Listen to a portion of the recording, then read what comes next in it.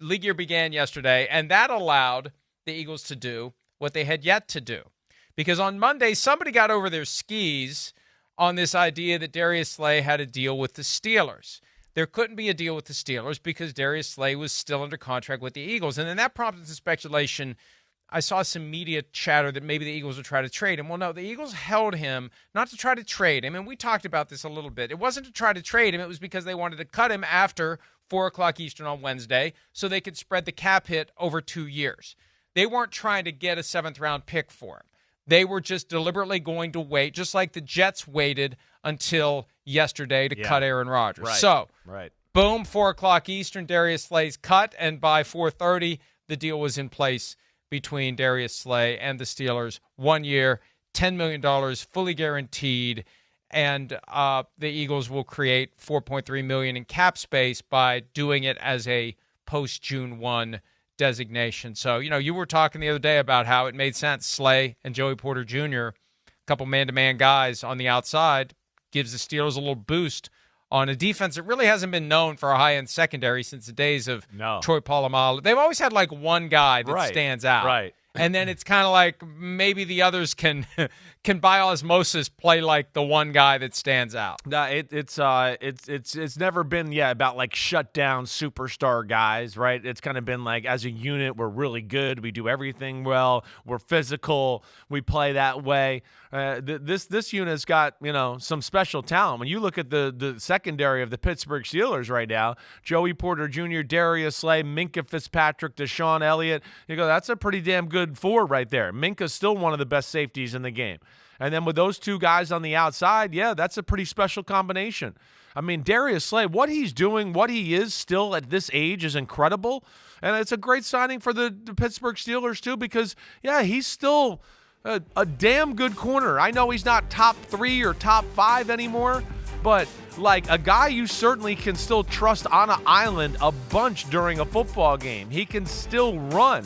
So for a team that's looking for just a Band-Aid while they find somebody else maybe to get younger and develop, perfect scenario here. 1 year, $10 million deal. And Mike, here's my other thing off of that, just with footballs and X's and O's, right? Because I think you're a Darius Slay fan too, and the way he plays, we know he's good. I just think some of these teams, and you're going to see this, I like New England and what they did. They go, we got to get Carlton Davis, we got Christian Gonzalez. With this running quarterback right now in the NFL, man-to-man, as we know, is becoming a little more in vogue anyways right now. I think it's going to become even more imperative. I do.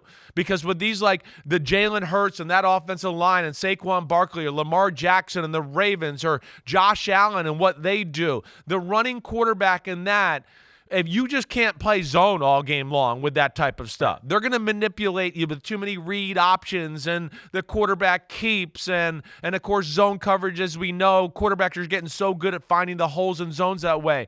But where it's special to have two good corners is go, okay, we're playing the Ravens. Now we got two guys on the outside. Hey, play man-to-man. And now we can find ways with the other 9, 8 guys, whatever, to stop the run game and have the extra guy to stop Lamar Jackson when he keeps the ball. And I think that's what Pittsburgh is maybe kind of trying to accomplish with this as well.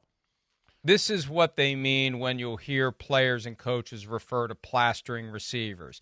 Because when it starts to break down, you need to have the coverage, and it's easier said than done. If you've got a good man-to-man cover corner, it's easier. Oh, we just have to plaster the receivers. Oh, that's fine, but okay, we still have to do it. Right. It's not easy because he knows where he's going and we don't.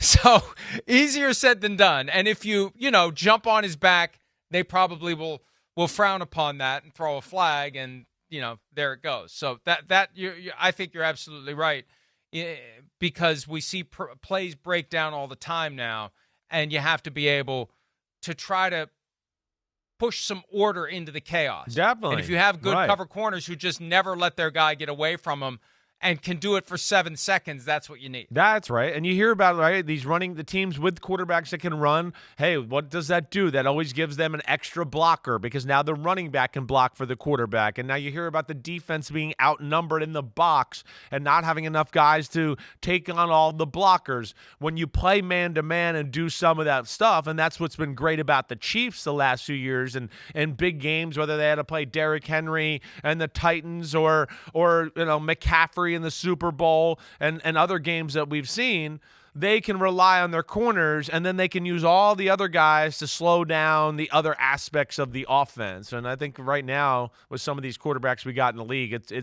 as necessary as it's ever been. Hi, it's Mike Florio. Thanks for watching PFT on YouTube. Hit subscribe for the latest news and analysis from Pro Football Talk.